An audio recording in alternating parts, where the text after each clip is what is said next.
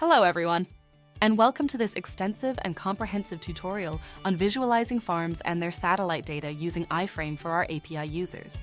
In this tutorial, we will explore how to effectively visualize and interpret farm data using satellite imagery and various visualization tools. The iFrame is an add-on feature available for our API users. Please note that the API key required to use the iFrame is different from the one used for general integration. To access and utilize our iFrame, please contact us at support@farmonaut.com or call us at +916 366 026267 or +1 669 6666 882. So let's get started.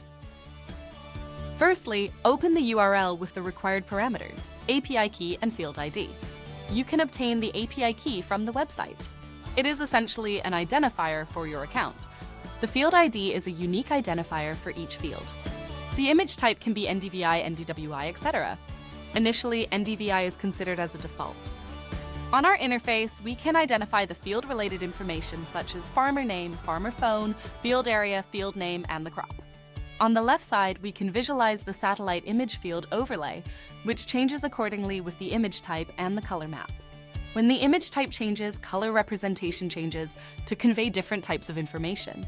Additionally, changing the color map alters the visual intensity. The interface also includes the timeline chart for the specific image type, which plots the index values of selected image types at the different satellite visits. Thank you for joining us in this tutorial on visualizing farms and their satellite data using iFrames for our API users.